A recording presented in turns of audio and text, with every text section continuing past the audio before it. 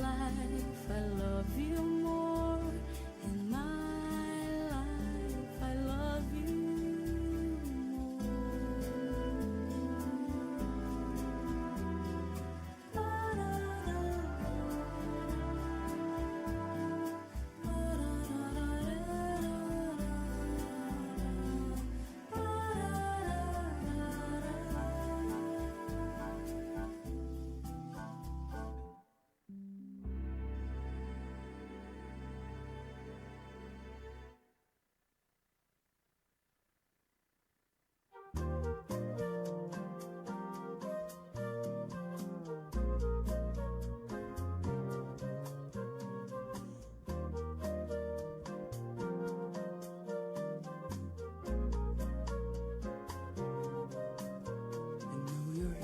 in the morning sun. I feel you touch me in the pouring rain. And the moment that you wander far from me, I wanna feel in my arms again. And you come to me on a summer breeze, keep me warm in your love. Then you softly leave, and it's me you need to show.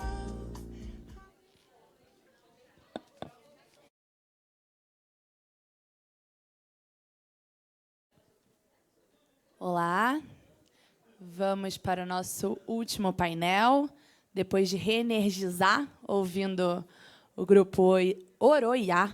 Anotaram, né? Eles falaram as redes sociais aí para a gente procurar. Depois, então, vamos nos acomodando para o nosso último painel.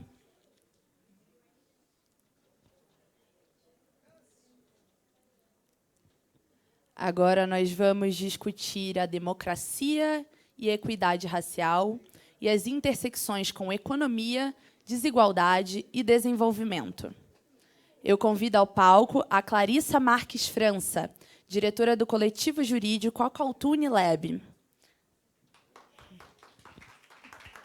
A Clarissa é advogada, especialista em advocacy, direito administrativo e empresarial e direito médico. Também vamos convidar para esse debate a Marcele Decoté, gestora de programas do Instituto Marielle Franco. A Marcele é mestra em Políticas Públicas em Direitos Humanos pela UFRJ e doutoranda em Sociologia pela UF. Ela é educadora popular, pesquisadora de gênero, raça e violência, além de cofundadora da iniciativa PIPA, que trabalha para democratizar o investimento social privado em favelas e periferias. Vamos receber também o Ricardo Henriques, superintendente executivo do Instituto Unibanco.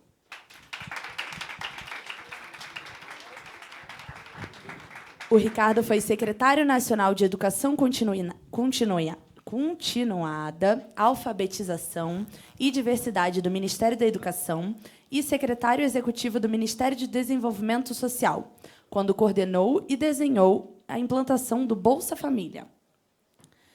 Ele também foi pesquisador e diretor adjunto da área social do IPEA, além de assessor especial do presidente do BNDES e professor da UF.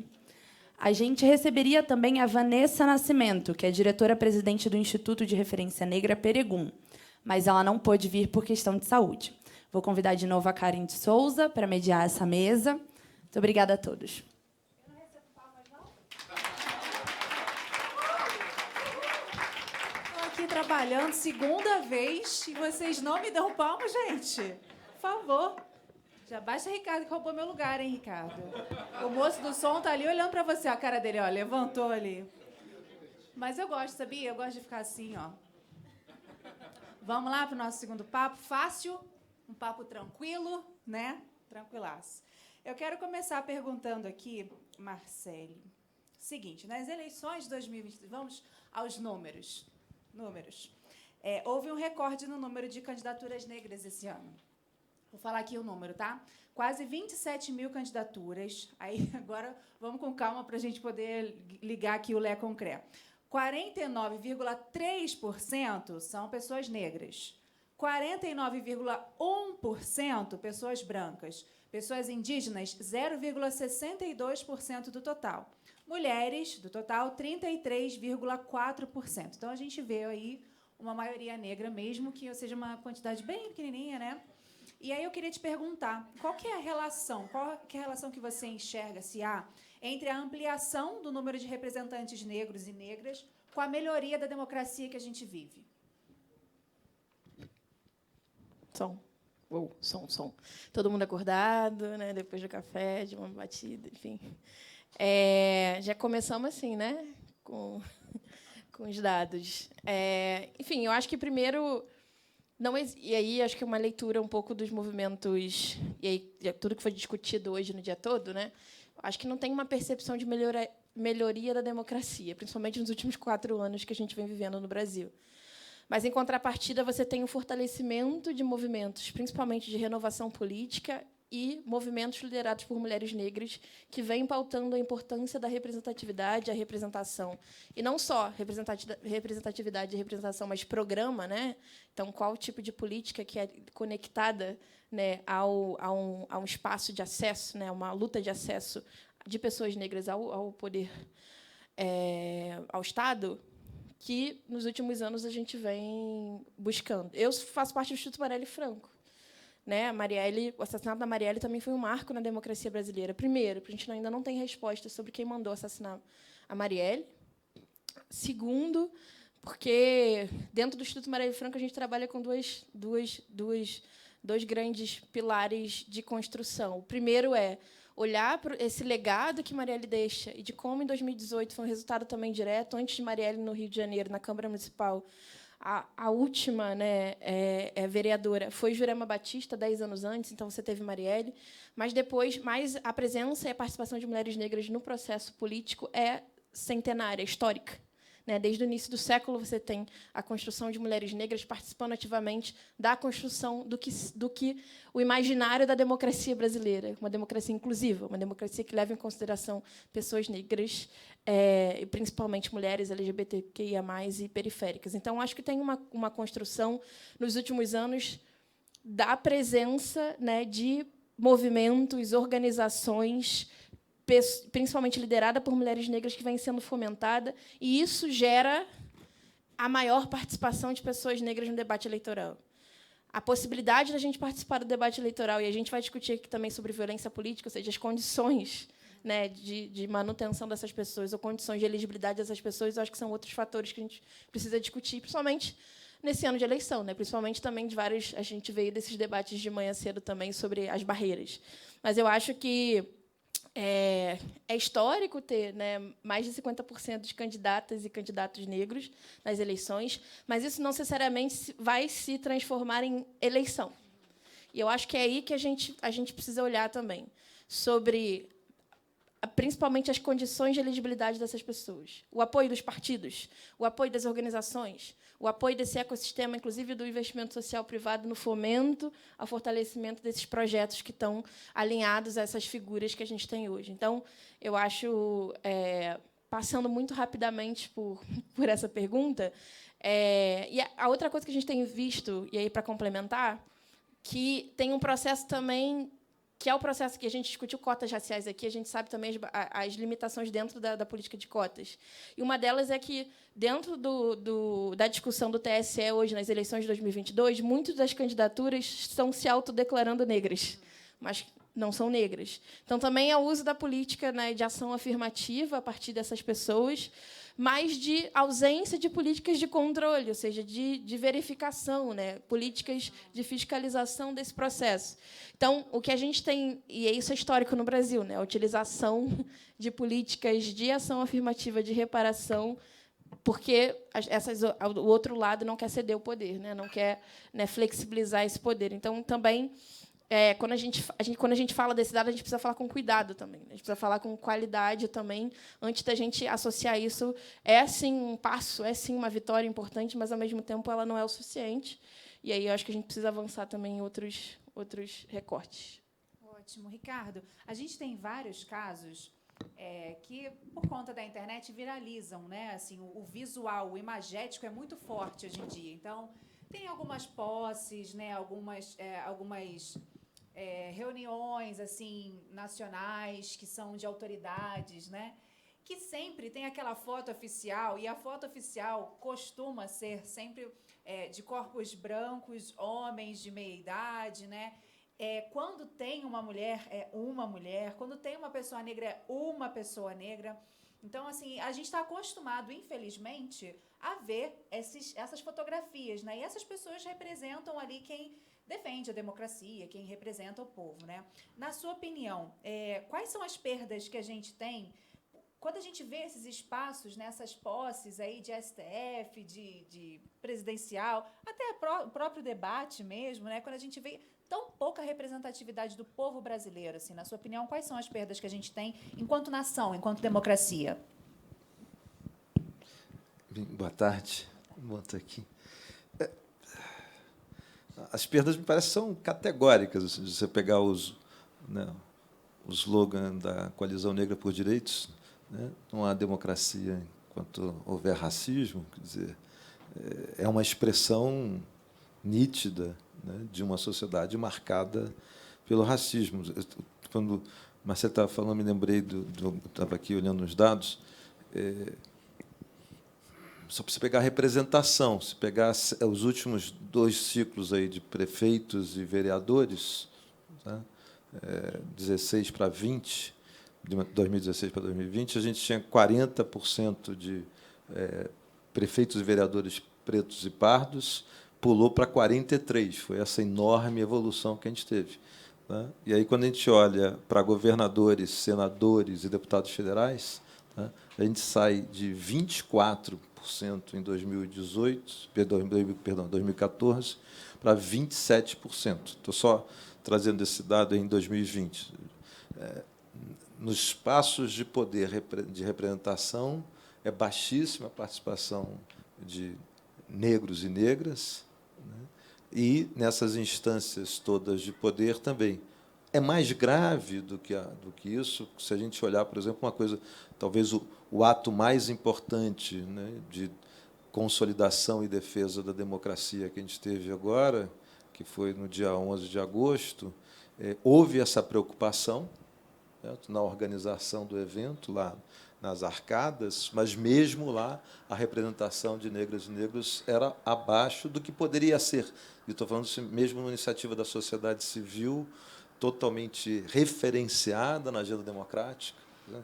Preocupada com isso, mobilizando isso. Então, não é uma coisa distanciada dessa referência, e, mesmo lá, foi aquém do que poderia ser. Estou só...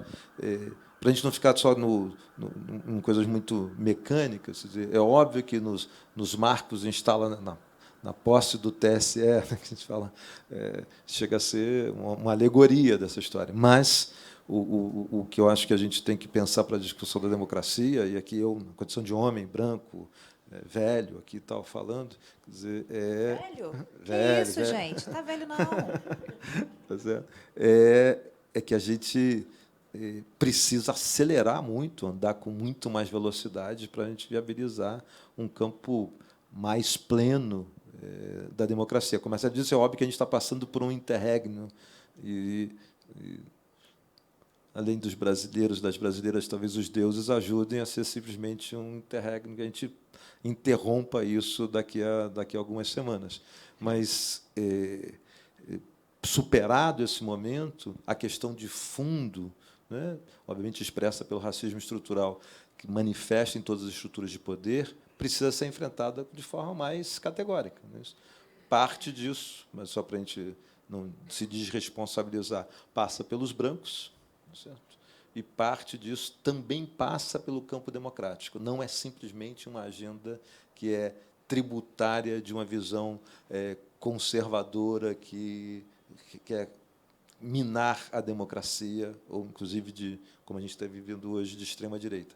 Mesmo no campo progressista, né, isso é só olhar as composições partidárias que a gente tem hoje, também é minoritário. Então, o desafio é radicalmente estrutural, certo? E a gente precisa dar passos mais... não só, acho que os passos têm sido consistentes, mas mais fortes, mais acelerados para isso. A política de cotas é muito importante, a política de cotas no campo eleitoral, mas ainda, né, para gênero é insuficiente, para mulheres é insuficiente, para negros e negros muito insuficiente, mas rebate em detalhes, quem está agora no processo de campanha eleitoral, na própria alocação de recursos intrapartido, mesmo entre partidos progressistas.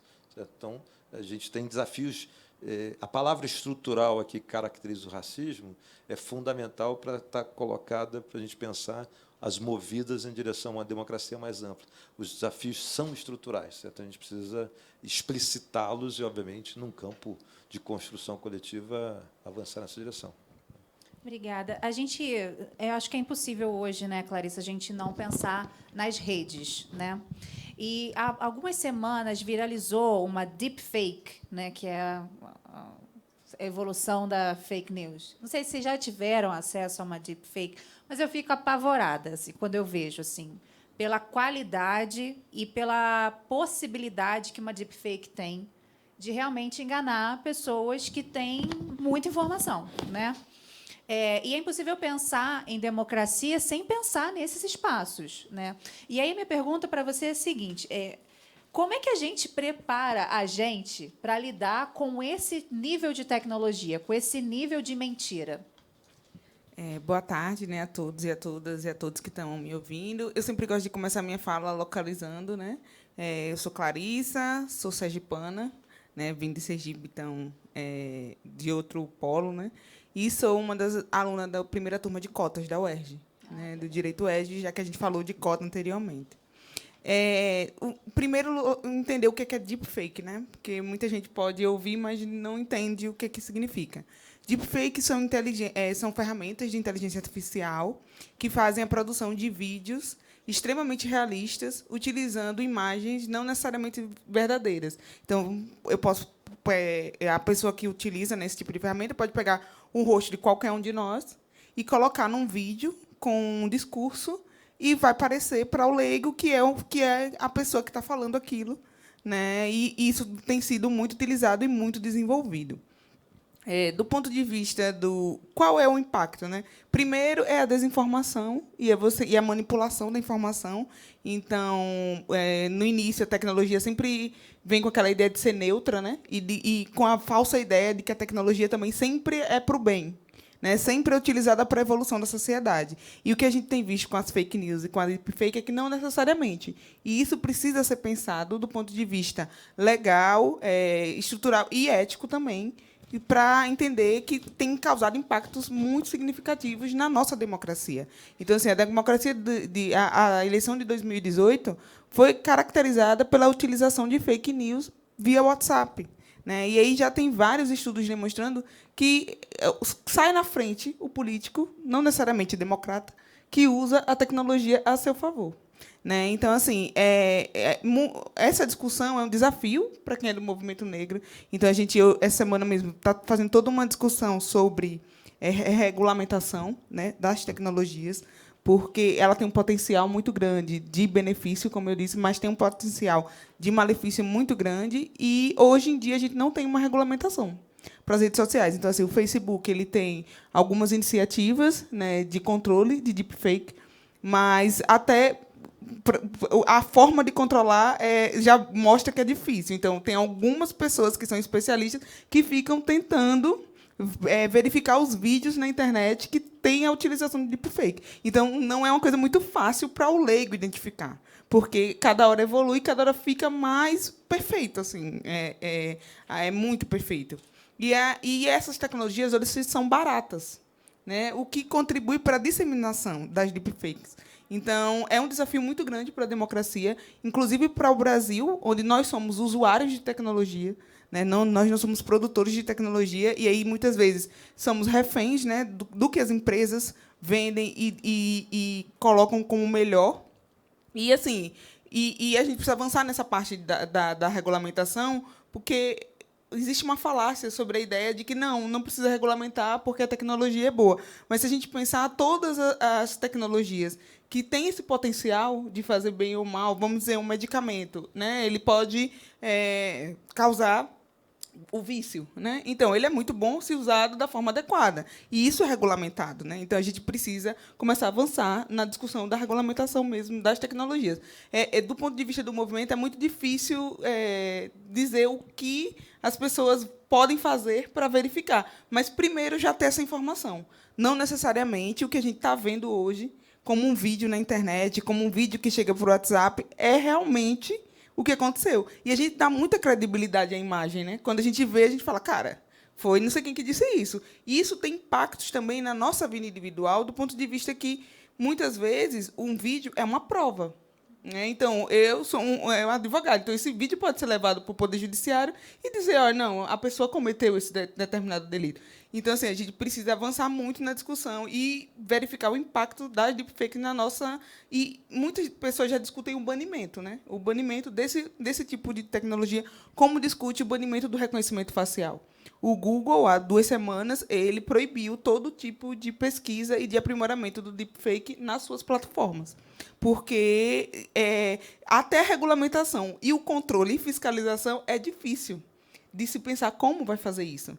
Então, é um desafio muito grande. Tem algum recorte que vocês já tenham identificado, pensando na gente, nas nossas populações negras, de como essa tecnologia digital pode afetar mais a gente? Você já citou um pouco o reconhecimento facial, né? Mas sabe o que eu fico pensando? Assim, me vem logo na cabeça o meu pai recebendo algum desses vídeos. Cara, não vai ter santo que tire da cabeça dele que aquilo, sabe, assim, será que pelo fato da gente ter índices, né, e menos acesso a algumas informações, né, nossas comunidades, nossas populações negras, a gente pode ser uma vítima maior desses tipos de tecnologia? Posso pensar dessa forma, talvez? Sim, a gente não tem dados efetivos assim ainda mas já tem vários indícios e várias discussões, principalmente em relação ao reconhecimento facial, né? Então, o movimento negro defende a questão do banimento do reconhecimento facial, tendo em vista os erros, né, que existem. Então, aqui no estado de São Paulo mesmo, a principal ação que discute isso do ponto de vista jurídico é a ação que discute o reconhecimento facial no metrô de São Paulo. Então, várias organizações se uniram, encabeçadas pelo IDEC e outras organizações, e nós fazemos parte do Aquatone Lab, para questionar a implantação do reconhecimento facial no metrô. Né? E aí é muito perverso, na minha visão, essa lógica, né? Porque essa tecnologia é vendida como mais segurança. Né? Então, é muito a crítica à adoção dessa tecnologia, porque vem com a ideia de, não, se eu implantar reconhecimento facial, nós vamos poder identificar todos os bandidos que vão aparecer, mas não se discute privacidade.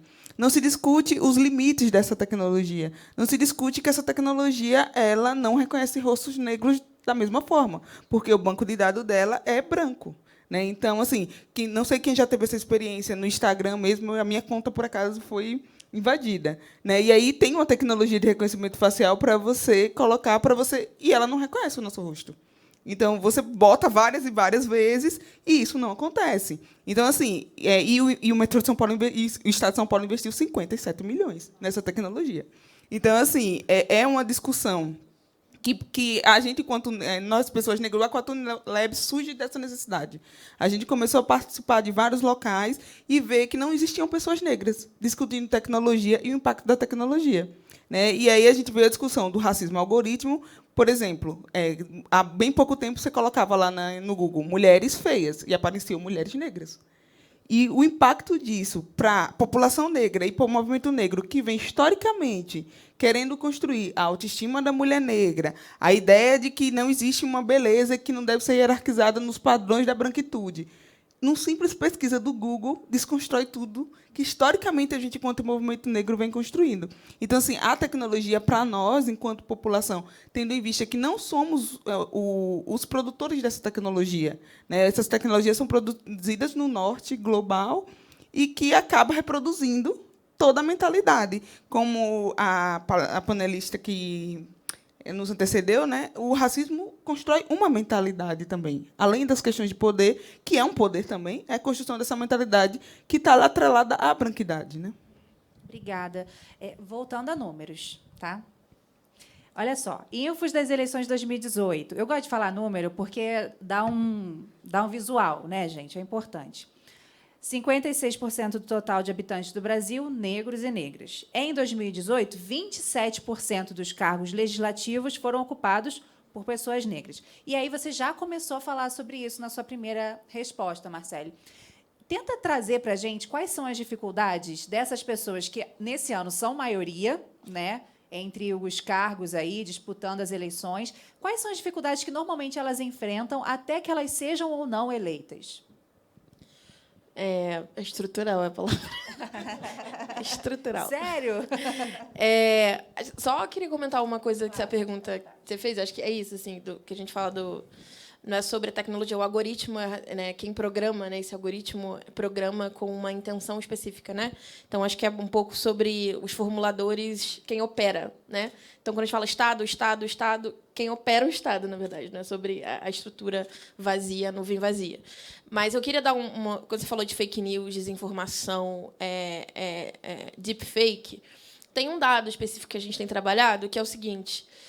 A gente fez uma pesquisa, o Instituto Marielle Franco fez uma pesquisa em 2020 com candidatas mulheres negras a município, né? Então, geralmente, as candidaturas no ciclo eleitoral dos municípios, você tem mais candidaturas, porque são mais de 5 mil municípios no Brasil, e a gente olhou para as candidaturas negras, perguntando se elas sofriam algum tipo de violência política no processo da campanha eleitoral. 98% disseram que sim. Então, você imagina que 98% das candidatas mulheres negras no ciclo eleitoral de 2020 sofreram algum tipo de violência política. E aí, dentro das violências políticas, por conta de 2020, a principal foi violência virtual. Né? A gente viveu um ciclo eleitoral durante a pandemia. Também a gente consegue associar um pouco desse processo. Mas, além disso, você até hoje essas candidatas recebem desinformação, ameaças e ataques, utilizando, inclusive, o nome de Marielle.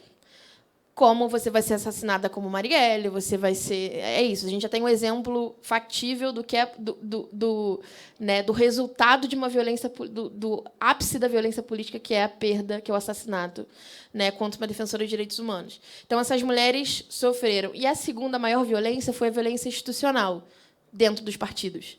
Então, acho que quando a gente discute barreiras, né, de acesso à política institucional, hoje a gente pode dimensionar, primeiro, a própria violência política e como ela se manifesta na sociedade brasileira a partir dos seus operadores do poder, a partir do discurso de ódio que a gente tem conversado aqui. E, nos últimos 4 anos, a gente vem de uma crescente, né, a crescente da militarização como ferramenta do discurso, né, a crescente do ódio como ferramenta, como plataforma política.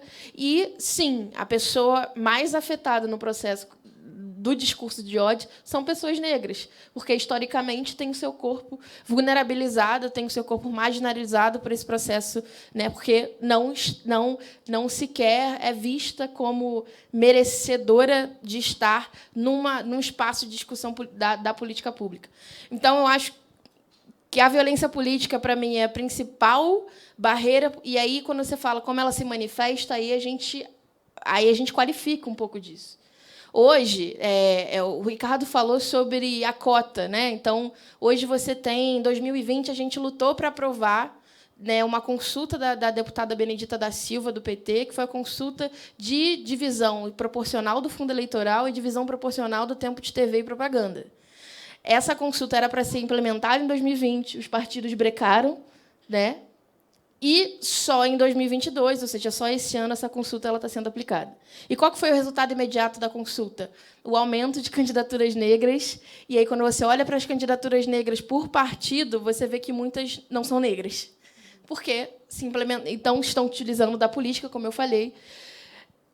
E aí, quais são os mecanismos internos dos partidos para, né, fiscalizar e para combater a violência política? Um exemplo muito colocado a gente teve a primeira lei de violência política aprovada no Brasil em agosto do ano passado, também em luta dos movimentos, das organizações negras e de mulheres negras. Essa lei de violência política tem, dentro da lei, se vocês olharem para a lei, tem dentro dela o indicativo de que os partidos precisavam, até abril desse ano, adequarem os seus estatutos internos para criarem mecanismos de combate à violência, de combate à violência política, né, de prevenção à violência política dos seus quadros. Sabe quantos partidos implementaram? 3 partidos. 2 foram da esquerda. PDT foi um deles, PSOL foi outro deles. E o terceiro foi o PL, de implementação de estatuto de violência política, até abril desse ano. Então, tem um caminho, né, quando a gente fala um caminho de condição de candidatas e candidatos negros nas eleições, que é um caminho de que eu gosto muito de falar. Acho que não sei quantas fundações aqui apoiam programas de renovação política e organizações que atuam com política. No caminho da discussão sobre renovação política, tem um caminho de discussão sobre condições, né, de manutenção dessas pessoas no espaço político-partidário ou até mesmo na sua construção de liderança. Aquelas que não forem eleitas esse ano precisam ser cuidadas. Porque, como muitas pessoas já falaram aqui, o ciclo de construção de liderança e fortalecimento disso não é um ciclo de 2 em 2 anos. É um ciclo... Se a gente quer construir o quadro da próxima presidenta do Brasil, mulher negra, e a gente veio da Colômbia, em março, olhando o ciclo eleitoral da Colômbia, olhando como Francia Márquez construiu o seu processo com um grupo pequeno de pessoas. Francia Márquez tinha um grupo pequeno de pessoas na Colômbia. Até 2020, ela não era conhecida. Quando a gente foi em abril de 2022, olhar o processo eleitoral da Colômbia, e aí a gente quis olhar não o processo do PT, do Petro, etc. A gente quis olhar a experiência da França. A gente chegou lá, no evento final da França, a gente teve que se voluntariar para gravar o evento, porque ela não tinha pessoas. Então, o Instituto Marielle Franco, a Lisão Negra, Peregum, etc. A gente chegou no evento final, tipo, vou ver a maior plenária que este país já viu, vamos lá. A gente chegou lá e o coordenador de campanha da França chegou e falou assim, cara, você pode me ajudar, cara? Aí eu falei assim, quê? Como assim? Ele, não, toma aqui, loga no Instagram da França, loga para fazer a live. E a gente pegou a câmera e se dividiu.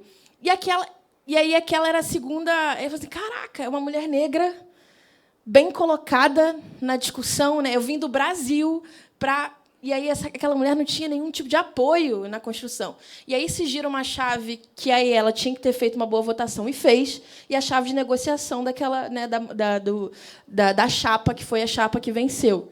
Mas o caminho é tão cruel que a gente foi enxergar esse processo e olhou para ele e falou assim, cara, o que falta para a gente construir a próxima presidenta mulher negra, o quadro? Falta muita coisa, porque a construção ela passa necessariamente para a gente discutir os partidos, passa necessariamente para a gente discutir as prioridades de investimento das fundações que estão apoiando organizações que estão discutindo renovação política.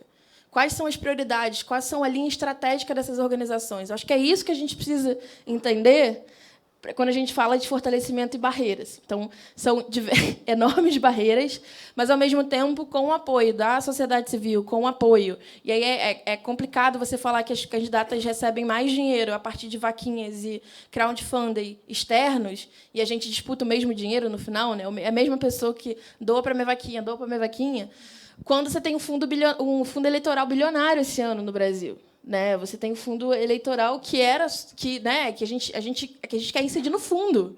É importante a iniciativa privada doar, mas é o fundo. Essa é uma política que a gente lutou. É a partir do fundo que a gente precisa discutir repasse de recursos de forma proporcional para candidaturas. Então, eu acho que estamos avançando.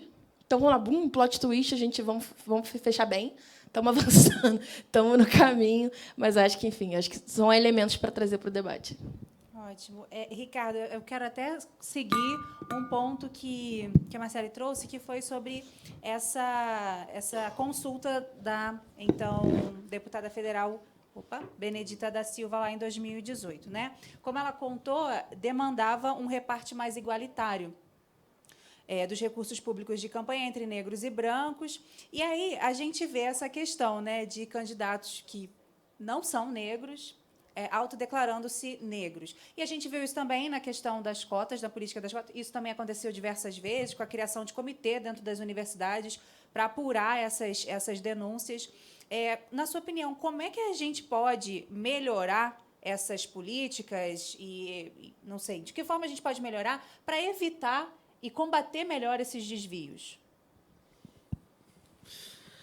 Cara, isso é muito delicado, porque igual a discussão lá de segurança, né, do racial profile, de você ficar metrificando quais são as delicadezas dessa história. A primeira, né, você pegar lá os textos antigos de Sueli Carneiro, o risco do colorismo dentro do debate ocupar esse processo e você descaracteriza o que está em torno da luta política de transformação dessa agenda. Então, a ideia desse degradê aqui, ela é cheia de pântanos. Tá certo? Ela é cheia de pântanos. O ponto efetivo, talvez, se você pensar numa política pública, ela é menos uma questão de estritamente regras. Obviamente, eu preciso das regras, tá certo?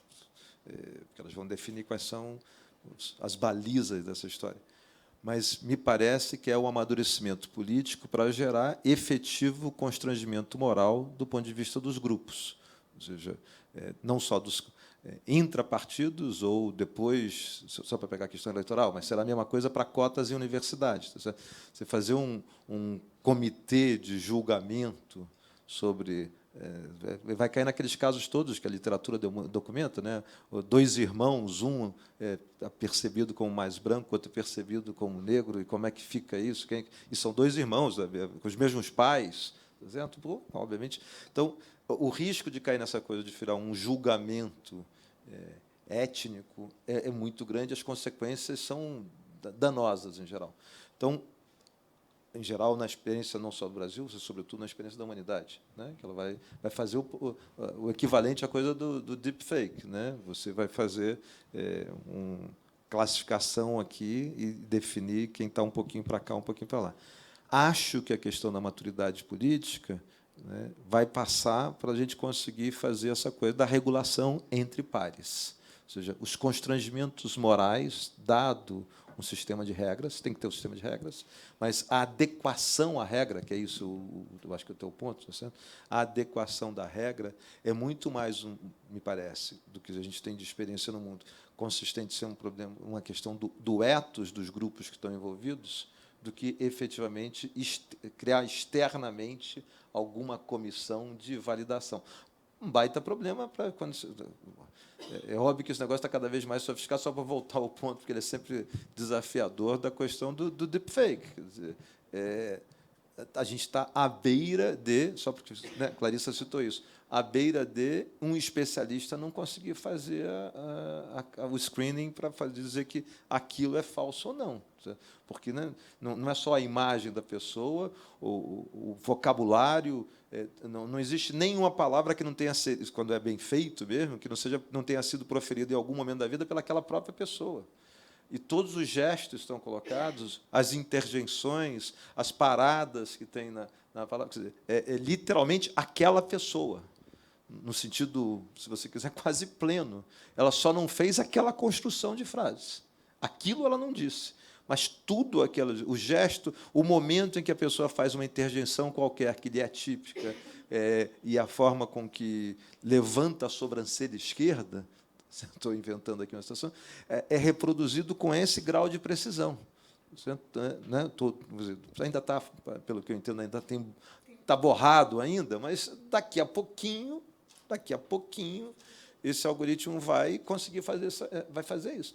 Então, como é que a gente vai regular essa história? Não vai ser por uma comissão de julgamento externa que vai arbitrar. Porque, quando está em camadas mais superficiais, é mais fácil a gente fazer isso. É totalmente patético. Como é que aquela pessoa está dizendo que é negra, tal, não sei o quê. Mas vai cada vez mais ficando uma coisa na fronteira, tá? E você, me parece que só vai poder fazer um avanço sólido se a democracia conseguir criar aquilo que é muito comum em sociedades mais estáveis, que é um efetivo constrangimento moral. Ou seja, e aí você vai trabalhar com resíduos, vai ter o hiperoportunista, o freerider, não sei o quê, ele vai ser provavelmente punido por outros instrumentos da sociedade, certo? E não pela interdição dele chegar naquele processo. Vai ter tanto constrangimento que a pessoa vai acabar sendo punida. Mas, obviamente, eu estou vocês podem estar achando que eu estou falando num cenário talvez ideal, mas estou falando, me parece que vem junto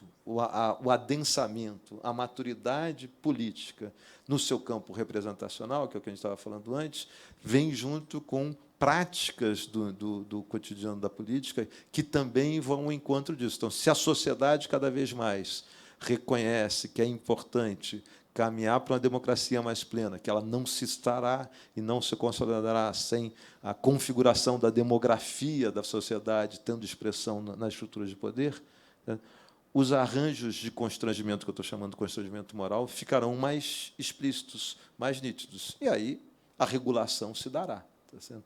Eu acho que é muito mais nessa direção do que a gente pensar num sistema de, dado um parâmetro de regras, dado um sistema de punição e de definição de que a tendência de dar besteira será enorme. Certo? Então, vocês conseguem enxergar algum caminho?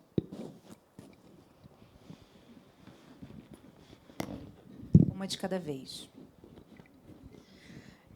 Não, eu super tenho acordo com o que o Ricardo colocou. Eu acho que tem um nível superficial que a gente consegue instaurar para dar conta de demandas emergenciais que estão surgindo. Então, como a política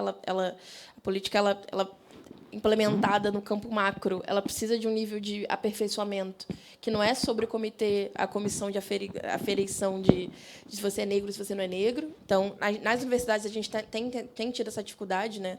Também porque quem constitui, quem está nessa comissão, como essa pessoa tem uma leitura racial específica. Então, é complexo a discussão racial no Brasil, a gente sabe. Mas o caminho é como a gente consegue, e acho que com tudo, né, transversalizar isso para a política pública, que gera também a compreensão da sociedade de forma geral, né, da importância, né, do entendimento do que é uma política de cotas, do entendimento de para quem essa política de cotas é feita, do entendimento da leitura racial sobre como isso pode ou não pode ser instrumentalizado, e se for instrumentalizado, né, que tem essa chave que o Ricardo traz, que é do constrangimento, né? O constrangimento vem de fora para dentro, né? Então a pessoa vai ser impelida de tomar a iniciativa, né, de se utilizar essa política. Então, eu acho que tem 2 níveis e 2 camadas. Acho que a camada emergencial colocada, que é a partir também dessas ferramentas, e acho que a gente precisa fazer isso também nos partidos. Pressionar, e como eu falo óbvio que isso está acontecendo nas universidades, mas no campo dos partidos, a gente precisa pressionar, né, para que isso aconteça, mas a gente está falando de uma coisa, de uma camada superior, né, que é a partir da política pública. Então, quando a gente não sabe responder, a gente fala que é uma coisa complexa. Então, assim, eu entendo, né? Tipo, eu vivi também essa realidade dentro da política de cota, concordo com o que o palestrante falou, no sentido de que não necessariamente a lei, né, a regra, é o que vai resolver. Por falar nisso, né, eu já prevenho que a gente daqui a 2 anos vai estar falando sobre o descumprimento das cotas. Né? Porque, se for pegar a legislação, não tem muito problema em descumprir as cotas. Né? Então, a gente cria uma cota que depois pode ser descumprida, principalmente de financiamento, para as candidaturas negras. Então, assim, eu entendo que a gente precisa... O racismo brasileiro ele tem uma peculiaridade que ele se atualiza. Né? Então, ele vai pegando as políticas que o movimento negro fala, não, a gente agora quer cotas, e aí ele se atualiza, e aí Pardo é negro, e aí vem o colorismo, e vem uma série de discussões que acabam tumultuando o debate. Né? E a gente tem que estar sempre à frente pensando coisas para dar conta dessa realidade. Então, assim, hoje a gente tem a lei, a questão da regulamentação do financiamento para candidaturas negras, e a gente tem um bocado de gente negra, né, que apareceu do nada. Então, os pardos também estão nessa cota. Então, agora não tem mais homem branco, né? Só tem homem pardo nos partidos. Então, assim, eu acho que a gente precisa, enquanto sociedade, avançar do ponto de vista, e aí chamar os partidos muito para discussão, né, do ponto de vista de um avanço civilizatório, entender que a gente precisa mudar a realidade do Brasil, e que incluir a população negra não é nem assim é essencial, não é nem, sabe, não tem como. Se a gente quer construir um Brasil melhor para todo mundo, passa por incluir a população negra, e passa por incluir a população negra nos espaços decisórios. Então, assim, a gente precisa que o nosso Congresso nos represente por mais que historicamente nunca foi assim, né? Na verdade, a gente quer essa construção, né? Por isso que nós temos uma sociedade que é resultante dessa desigualdade. Então, isso se retroalimenta. Se a gente quer mudar, a gente precisa mudar a cara também dos espaços decisórios e de liderança. Queria continuar contigo, Clarissa, para trazer a questão das urnas eletrônicas, né? Que foi uma pauta, enfim, é uma pauta recorrente, né, de alguns atores políticos que querem colocar esse sistema em xeque. Aí fica na verdade, fica uma relação até bem ridícula, né? Porque toda vez quer ressuscitar uma questão que não é um problema, né? Então, eu queria ouvir de você sobre a questão da nossa segurança para o momento das eleições que se aproxima e que tem realmente demonstrado que já está fervendo, né? Nesse sentido, o que vocês podem falar sobre a segurança desse sistema e o que a gente pode fazer? Como você disse, a gente precisa estar sempre dando um passo à frente. Vocês já conseguem dar uma olhada no que a gente precisa dar um passo à frente nessa discussão? Então, primeiro, assim, pensar por que essa discussão surge, né? Essa discussão tem uma finalidade, que é desacreditar o sistema eleitoral e democrático brasileiro, né? Por figuras que têm interesse nessa desconstrução. Então, assim, não se está questionando a efetividade e a legitimidade do sistema para melhorar, né, do ponto de vista, temos coisas que precisam ser melhoradas, como tudo na vida, né? Tem coisas que precisam ser melhoradas. Não, a gente quer porque a gente quer invalidar um eventual resultado que seja desfavorável ao que eu entendo e o meu grupo entende que é o melhor para o Brasil.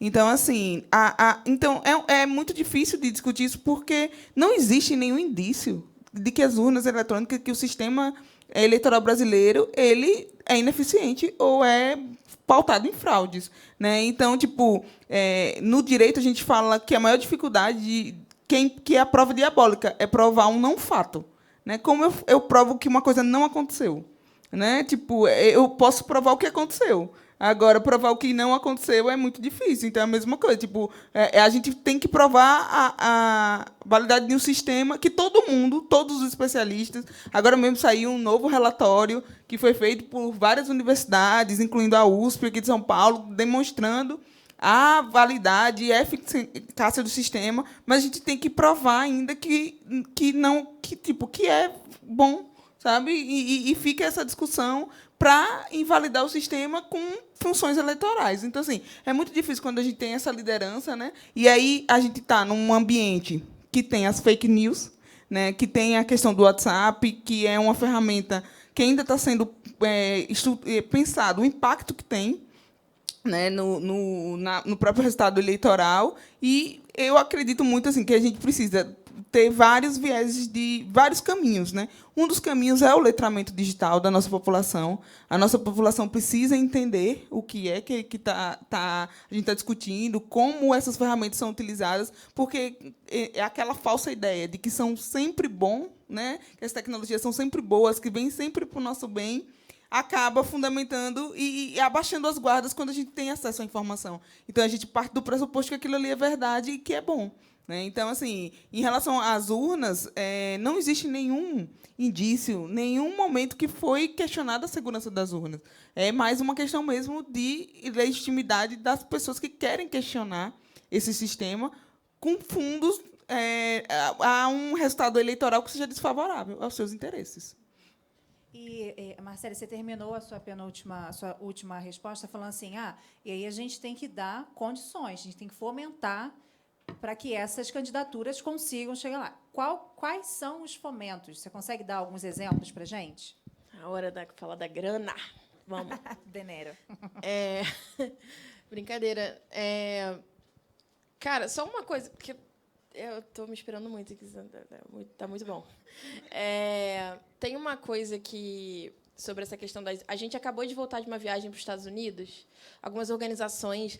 Uma comitiva de organizações brasileiras tradicionais. E foi a primeira vez que tinha nessa comitiva organizações negras, né? Tinha o Pregum, o Instituto Marielle Franco, o GL10, que foram nessa comitiva. A gente foi se encontrar com né, o Congresso americano, os senadores e o Departamento de Estado para justamente falar sobre as urnas. Basicamente, é para falar para os Estados Unidos reconhecerem imediatamente o resultado eleitoral brasileiro. Né? Reconheçam imediatamente o resultado eleitoral brasileiro. E E nessa viagem, assim, a gente fez uma reflexão sobre a discussão das urnas e do processo eleitoral. E aí é isso, a gente está falando de defesa da democracia, né? Defesa das instituições brasileiras. Né? A gente chegou no limite que a gente, nesse momento, tem que reafirmar a defesa das nossas instituições. Na discussão que eu tenho percebido, inclusive de teoria, né? Teoria de Estado, assim, teoria, discussão sobre democracia, o que é democracia, como essa democracia.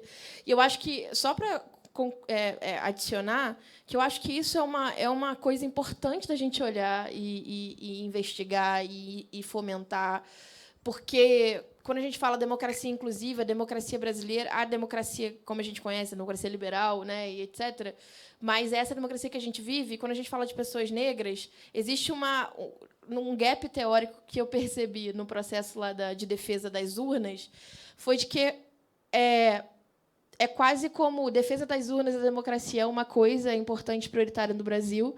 A defesa das candidaturas negras, da elegibilidade, né, das condições contra a violência política é outra coisa. E aí, óbvio, quando você olha para as urgências colocadas no plano do cotidiano, a gente precisa defender que aconteçam eleições. A gente precisa falar do 7 de setembro. Precisamos falar do 7 de setembro, precisamos falar sobre... Né, mas, ao mesmo tempo, não são discussões separadas. Porque a discussão sobre violência política, a discussão de fundo né, da defesa das instituições, né, de quem compõe, né, também é uma discussão racial, também é uma discussão de gênero, também é uma discussão colocada no cerne, né, do debate político brasileiro, da ciência política brasileira. Tem muito cientista político que está fazendo análise aí, porque tem muito fomento no Brasil para fazer análise. Mas eu acho que é importante a gente levar essa dimensão, né? Porque a gente é realmente setorizado e setorial racial, setorial de equidade, setorial de não sei o quê, setorial de mulher. O Lula, a gente foi conversar com o Lula para falar, e aí? Ele, não, mulheres negros são importantes. Mulheres e negros são importantes. Mas mulheres e negros são a maior parte da população brasileira. Então, mulheres e negros são importantes. O que isso significa politicamente, né? E aí é um pouco do processo que a gente tem vivido no Brasil, né? A gente fez essa cobrança, né? A gente não participou da construção de programa, mas e aí, né? Como é que a gente participa agora dessa luta? Então, acho que eu só queria fomentar e colocar esse processo. E aí, para encerrar, que é a pergunta mais importante que você falou, eu tenho duas visões sobre como é que fomenta. E aí, eu falei que eu sou do Instituto Marielle Franco, eu sou também de periferia e favela, e eu, enfim, junto com o menino Gelsinho, que está aqui, a gente fundou a Iniciativa Pipa. O nome dele é Menino Gelsinho, não? Não, né? é Cria. É Cria, tá. Gelson Henrique da Silva, obrigada. Tem que botar o nome todo. A gente fundou a Iniciativa Pipa, né? Porque é isso, a gente se viu impelido de construir uma iniciativa que discute democratização do investimento social privado no Brasil. Eu sou de fundação? Não. Eu tenho portfólio? Não. Não tenho parente? Não. Nem menino Gelsinho. Mas a gente achou que era urgente e importante, também da nossa posição de privilégio de estar no Sudeste, também da nossa posição de privilégio de acessar, né, esse campo que está aqui, de construir uma iniciativa que quer pautar, primeiro, sensibilizar operadores da filantropia, mas também criar essa ferramenta de fortalecimento de coletivos e movimentos de favela que não acessam esse financiamento. Por que eu estou falando isso? Quando você vai estudar democracia, o último período, né, de viradas progressistas na América Latina e no Norte Global, vamos olhar para a eleição do Biden em 2020, olhar para a eleição do Petro, do Boric. Quando você olha o que foi fundamental para essa virada de chave eleitoral desses quadros, a gente viu a participação de movimentos sociais. No Chile, movimento feminista; na Colômbia, movimento afrocolombiano, e nos Estados Unidos, movimento negro. Porque você teve um voto, historicamente, pessoas negras não votavam nos Estados Unidos. E, em 2020, né, os 14% da população foi em peso. E aí tem análises ainda que dizem que isso foi importante, né? Tem outros elementos também na discussão, mas foi importante. Qual que foi a chave desse processo quando você olha o financiamento de cada movimento? Porque houve uma estratégia articulada das fundações, do investimento social privado, nesses países que, nos últimos 10 anos, antes dessas eleições, articularam o financiamento a esses movimentos.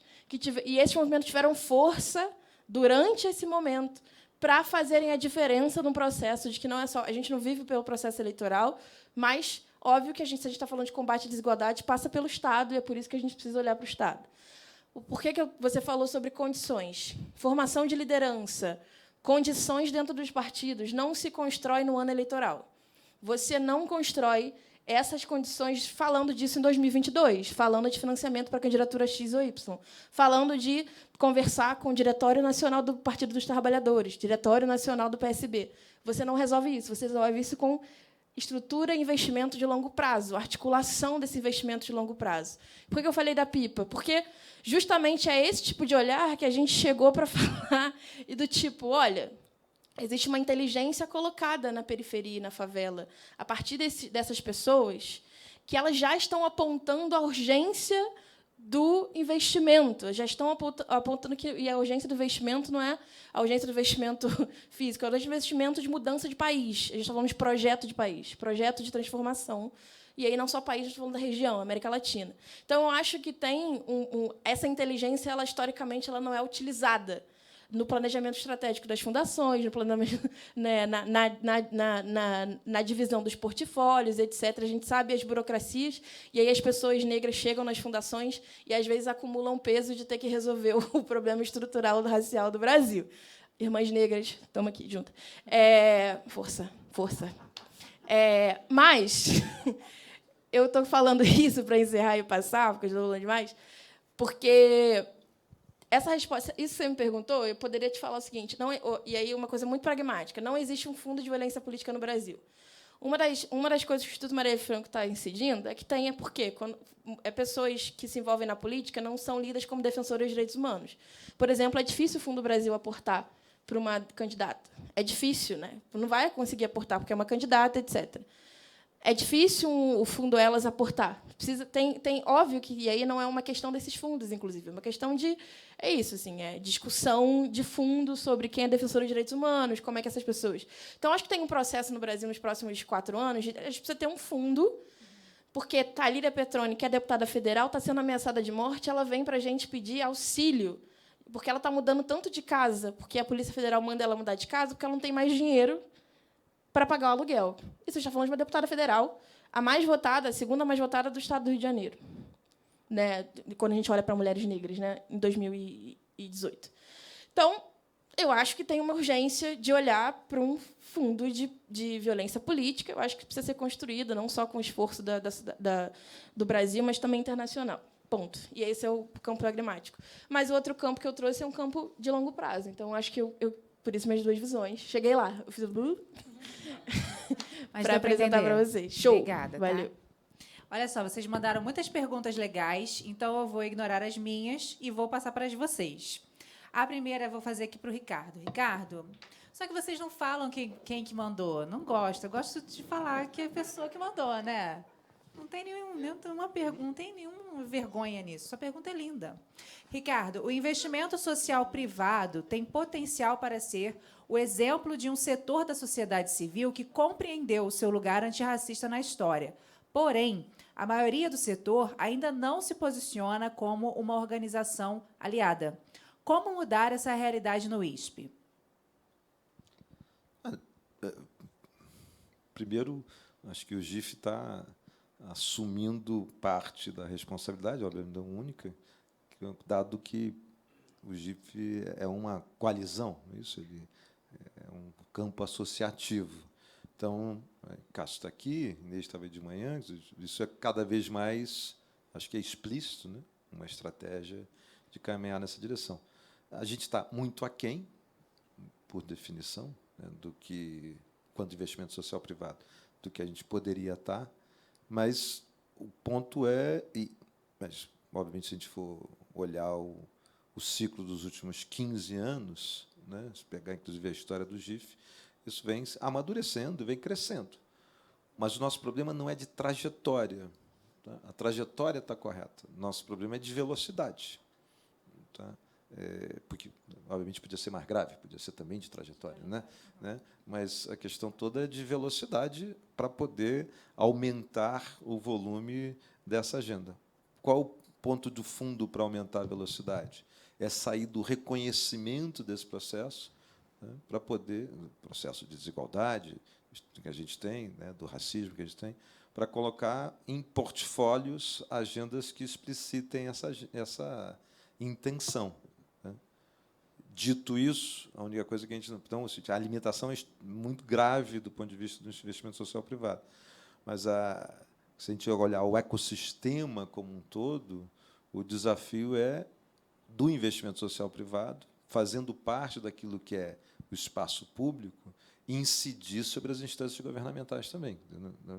Só será possível fazer uma transformação que tenha longo fôlego de tempo e de densidade se a gente organizar o campo das políticas públicas como um todo a partir desse vetor.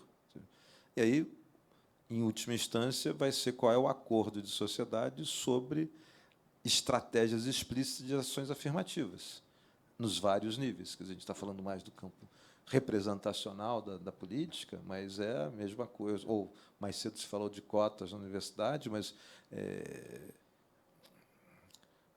só Clarissa trouxe a questão do letramento digital. Ele pode estar totalmente impregnado, né, embebido de uma estratégia de ações afirmativas. Ou seja, fazer isso de forma mais acelerada, veloz e direcionada.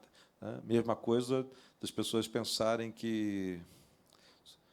Já volto ao investimento social privado, mas que a igualdade de oportunidade se resolve na largada do ciclo educacional, quando a gente está falando de educação. E tudo que a gente tem indica que não, que você precisa ter estratégias de ações afirmativas ao longo do ciclo educacional como um todo, né, da primeira infância até a universidade, né, e não só em alguns momentos na entrada e na saída. Então, a construção disso requer um reposicionamento forte nas 3 níveis de governo da esfera pública. O papel do ISP é, nesse sentido, um pouco, quando eu estava falando de velocidade, antecipar cenários e demonstrar que isso é possível para ser depois escalado em outras esferas. Então, agora, é um processo em construção. Acho que há menos resistência do que existia há alguns anos atrás, mas não é evidente que há uma movida em direção à estratégia do investimento como um todo, está referenciada, está parametrizada em escolhas explícitas a partir do recorte étnico-racial ou a partir de outros recortes complementares também. Então, a gente tem que seguir. Mas eu vejo na mesma toada da luta pela democracia, na mesma toada das transformações que a gente está fazendo.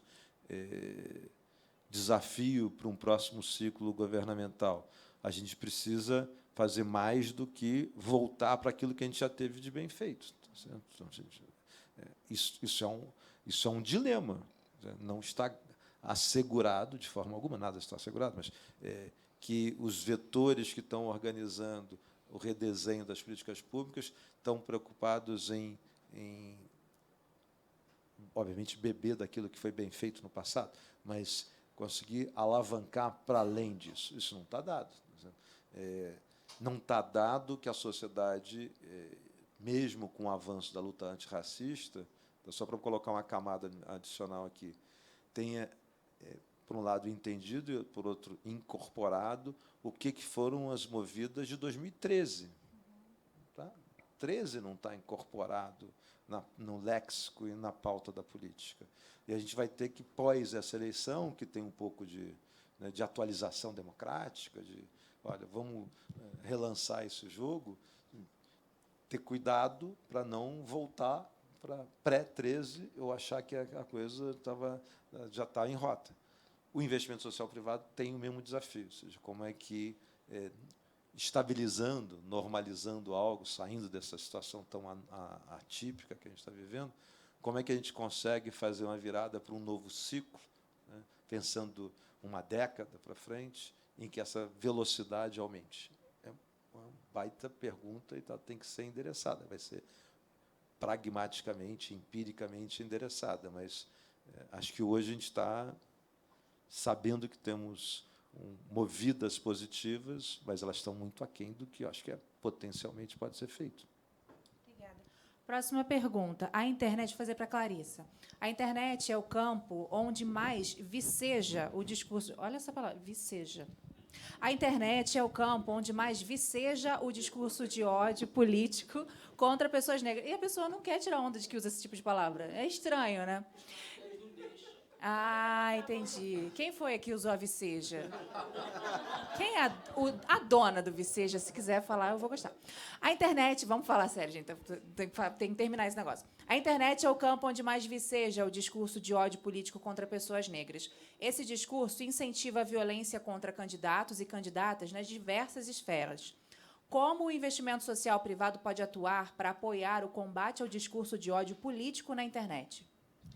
Então, pegando o gancho na resposta do palestrante, né, anterior, eu acredito que primeiro tem que fazer um diagnóstico, né, bem significativo das formas que podem ser utilizado esse investimento, né, dentro dessa realidade que a gente tem, de apoiar iniciativas, como ela colocou, no sentido de ver as potências dos movimentos que estão discutindo isso e estão pautando essa discussão e investir nesse sentido, né? Então, assim, eu acredito que partindo de um diagnóstico muito preciso da situação que desencadeia, que a internet tem em desencadear esse ódio eleitoral, né? Essa violência contra as mulheres, essa violência contra as mulheres negras, e apoiar iniciativas, né? Tem uma das perguntas que você ia fazer, que mudou a dinâmica aqui, que é, tipo, quais são as iniciativas que a gente tem? O Instituto Marielle Franco tem uma iniciativa muito boa de monitoramento, uma plataforma de monitoramento que é uma das melhores, se não a iniciativa que a gente tem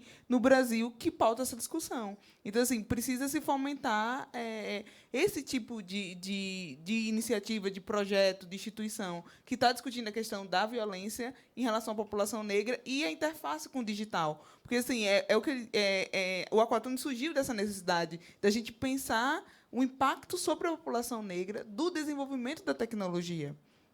Porque vem com essa ideia, e aí, se a gente for ver a pandemia, a utilização da tecnologia tomou uma proporção gigantesca na pandemia. Então, assim, a gente tem uma discussão de utilização na educação, de tecnologia, e sem lei, sem discussão crítica. Tem implantação de reconhecimento facial, sabe? Tem tudo agora vamos pagar com seu rosto, vamos pagar. E aí a gente tem uma discussão no Aquatone Lab que é a discussão do Open Health.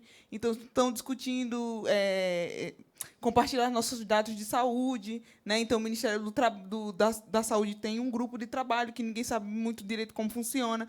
Então, assim, precisa-se ver que essa questão dos dados e do novo petróleo, né, tem um impacto nas populações mais vulneráveis e incentivar. Eu não sei muito bem como fazer, né, mas acredito, fazendo esse exercício diante do que foi colocado, de pensar e incentivar esses movimentos que já estão aí, que já identificaram e já têm várias iniciativas e que precisam de apoio, efetivamente. Marcele, num cenário pós-eleitoral, de que forma o investimento social pode apoiar ações de proteção às mulheres eleitas, especialmente mulheres negras? Como fortalecer lideranças e organizações negras que atuam em defesa da democracia? Acho que eu já falei na última, mas eu posso reforçar. O reforço acho que tem uma dimensão. Daí, quando você fala de violência política, manutenção, é isso que a gente está vendo. A gente está vindo, né? A gente vem de um período que não tinha diagnóstico sobre essa violência, né? Então, acho que tem organizações trabalhando sobre o diagnóstico.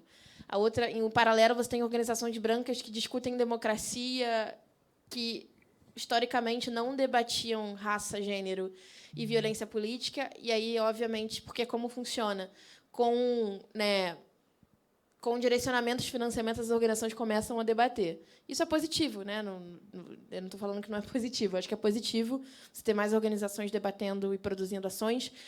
Mas eu acho que tem a perspectiva de, organizações negras e movimentos, né, serem colocados como prioridade no processo de repasse de recursos porque essas lideranças partem também desses espaços, então não é só a liderança que sofre violência política, é o ativista que está ali naquela, né, que está no seu próprio grupo, é o servidor do seu mandato que sofre, é aquela pessoa que está dentro do seu gabinete, no caso do executivo. Então, acho que tem um processo de, a partir da segurança digital, né, da discussão de tecnologia, de fomento a isso. 2, como eu falei, o fomento a organizações que estão produzindo diagnósticos sobre violência política, que estão direcionando isso para entender que precisamos de um trabalho de incidência no Brasil. Existe uma lei que precisa ser implementada. Então, acho que tem um trabalho de incidência nos próximos 4 anos de implementação. A gente chegou no TSE para falar com o ministro, né, que era o Fachin, né, até antes agora do Moraes, e o Fachin virou e falou assim: nunca estive numa reunião com mulheres negras discutindo esse tema de violência política. Eu falei, porra. Oh, quantos anos de democracia aí, cara? Não é novidade. Benedita fala que Benedita, e aí a gente entrevistou a Benedita da Silva, que é um marco para mim na história política de mulheres negras, e Benedita disse: olha, eu sempre vivi isso. A partir de tal ano eu comecei a falar que é violência política, né? Porque aí você está disputando o conceito também nesse processo, como justiça climática, etc. Mas isso não é uma coisa nova no processo brasileiro. A gente falou disso aqui nas mesas anteriores. Então, acho que tem um trabalho de incidência nacional sobre a aplicação da lei de violência política. O partido não pode ser acessado só no ano eleitoral. A gente precisa também entender que é necessário a sociedade civil participar. Quando fala que a sociedade civil atua no processo político, também incidindo sobre as instituições partidárias, porque não existe democracia e processo político sem partido. A gente passou por muitos anos não vamos dialogar com o partido. Cara, não existe, porque é sobre o partido, que são as organizações que a gente consegue. É isso, assim, o partido está dentro da Constituição, é por ali. E o terceiro e último ponto, como eu falei aqui, eu acho que tem que ter uma estrutura emergencial de atendimento de mulheres negras que sofrem violência, são parlamentares, candidatas que sofrem violência política no Brasil. Não existe. Quando uma mulher negra chega para pedir auxílio, para ser retirada de casa, a gente teve que retirar a Beni Brioli do Brasil num período. A gente teve que acessar um fundo internacional para isso. Está tudo bem. Mas, e aí, como eu falei, a discussão de renovação política tem que vir com uma discussão de condição, de proteção, porque, senão, a gente não vai, infelizmente, a gente não vai mudar a estrutura nos próximos 4 anos. É um trabalho de longo prazo. Então, eu acho que tem uma urgência a ser colocada, e que é uma urgência que precisa entrar cada vez mais no planejamento estratégico desse ano para 23, de todas as fundações, tentar e falar o que a gente vai fazer. Então, acho que é isso. Beleza. Última pergunta, hein, pessoal? Ricardo. Na parte da manhã, tratamos sobre projetos de apoio à trajetória de pessoas negras como prática de filantropia, além de ações como construção da memória e educação. Como essas práticas de filantropia podem servir para fortalecer a democracia? Só um comentário a esse último ciclo, porque eu acho que a gente tem, quando a gente está pensando os atores políticos, e agora de forma mais grave, talvez, mas já seguirá, o nosso forma de organizar essa ideia da proteção e da defesa vê pouco os atores políticos, inclusive os que têm mandato, mas, como você disse, o corpo todo, como defensores de direitos humanos. Então, eu acho que a gente tem essa capacidade. Se a gente conseguir fazer essa movida, né, torna-se mais provável que hajam endereçamentos sólidos nessa direção, tá? Porque é muito difícil fazer isso, né? Tal qual a proteção de vítimas de violência, a proteção de pessoas que foram realmente atacadas na defesa dos direitos humanos, requer vários esquemas de segurança, de rastreamento. Ou seja, esse negócio é trabalhoso, caro, certo? E mobilizador de muitas redes. Então, se a gente não conseguir mover esse entendimento, que é da natureza da violência dos direitos humanos, fica muito mais difícil. Estou fazendo esse comentário porque isso tem a ver com, por exemplo, a pensar fundos, o que quer que sejam os fundos. Tá? Legal. Porque se não pensar o fundo assim, for um fundo estritamente político, sem fazer essa coisa, fica muito mais difícil a gente conseguir ter uma agenda efetiva de proteção, porque ela é de antecipação, ela tem várias agendas chaves. Sobre o papel, é o seguinte, a chave, assim, parte da missão explícita do investimento social privado, mesmo tendo áreas diferentes, educação, gente em saúde, gente em mobilidade e tal, é dar conta de ser capaz de contribuir para viabilizar a mobilidade social, certo? Só para a gente falar genericamente. E, quando você aterriza isso para qualquer que seja a agenda setorial de uma fundação, tá, de um instituto, né, passa a ser quase constitutivo dessa agenda, dá conta de, para aumentar a probabilidade de mobilidade social, de ter foco, de ter capacidade de investimento e agenda programática dedicada às segmentações de maior vulnerabilidade. E, por definição, para viabilizar isso de modo mais estrutural, ter estratégias explícitas para a população negra passa a ser estratégico, né? Agora, as combinações não são tão evidentes. Quando você, só para a gente não ficar com soluções fáceis, quando você olha o perfil escolar, é diferente de vários países do mundo, nossa escola é muito mais feminina do que masculina. Então, a questão é que, quando a gente faz as interseções de gênero e raça, né, a gente vai ter que entender como dar conta, por exemplo, de identificar nichos importantes de cerceamento da mobilidade social, ou, no caso concreto que eu estou falando, educacional, e, por exemplo, pensar como é que meninas negras podem aumentar a probabilidade de fazerem trajetórias, por exemplo, para o campo chamado das exatas. Tá certo? Porque, estruturalmente, o sistema ele não está excluindo as mulheres, mas ele está excluindo as mulheres, o sistema educacional está excluindo as mulheres de determinadas trajetórias e determinadas posições. E as mulheres negras são mais acentuadamente excluídas disso. É quando você vai ver o perfil para aquelas pessoas, né, jovens que fazem a transição para o ciclo universitário, e você vê a distribuição das meninas negras, né, jovens, adolescentes negras, que vão virar jovens universitárias, elas estão proporcionalmente mais afastadas, distantes, excluídas das áreas chamadas de exatas, só para ficar com...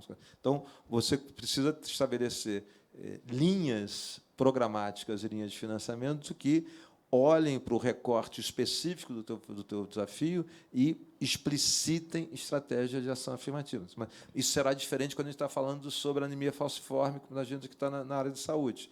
Será diferente, não vou ficar aqui ilustrando, mas a depender do recorte. Se você for as fundações que trabalham com a questão ambiental, obviamente, o imperativo da justiça climática se coloca, e a questão da justiça climática vai fazer interfaces entre moradia e o recorte antirracial. Você precisa ter desenhos que sejam específicos e capazes de endereçar para os recortes de maior exclusão como é que você faz isso. Então, o princípio tem um parâmetro universal diante da estratégia de ações afirmativas. A aterrissagem dela depende muito das configurações específicas que a gente estiver falando. De novo, volto ao ponto da Clarice, sobre letramento digital. Se a gente não tiver estratégias explícitas para isso, vai cair, concluo aqui, no argumento que, às vezes, atravessa toda a política pública, que você vai conseguir resolver isso pelo universal. O que eu estou tentando só explicitar é que o universal, diante do reconhecimento do problema social, não vai enfrentar os graus de dificuldade e desafios que a gente tem. A gente precisa ter estratégias efetivas de ações afirmativas, ou seja, o princípio de tratar desigualmente os iguais e incorporar isso dentro das linhas programáticas do investimento social privado, tal qual deveria ser feito na política pública. Muito obrigada, vocês três. Vamos ficar de pé? Que eles batem palma para a gente? Obrigada pela participação de vocês. Obrigada pela participação de vocês também. Perguntas ótimas. Parabéns para nós. Devolvo a palavra para a Thaís. Muito obrigada. Eu queria chamar ao palco para encerrar o nosso evento a Thaís Nascimento de novo.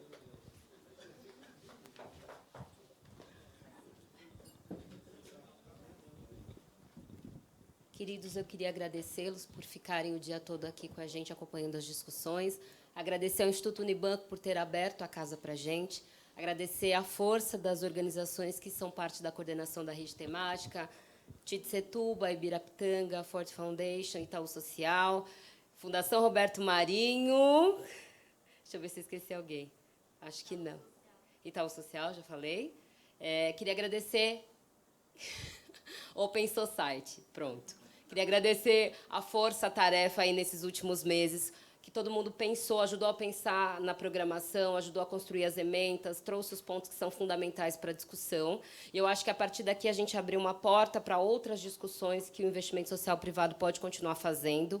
Eu queria agradecer à Imagina Futures por ter trazido 2 convidados internacionais para falarem, que acho que também trouxeram, aí abriram também uma nova porta para falar de filantropia decolonial, que eu acho que é uma coisa que a gente precisa falar, né, de decolonizar o investimento social privado, e falar também sobre filantropia negra, né, reconhecer que a filantropia é feita há muito tempo, vem de antes, muito antes de todos nós que estamos aqui.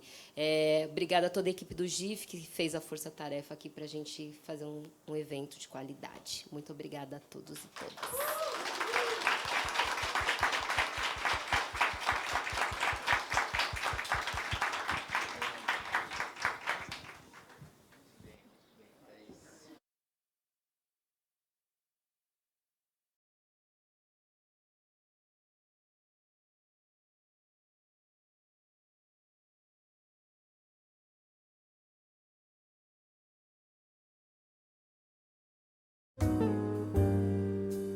Oi. Gente, 2 coisas. Tem um coffeezinho.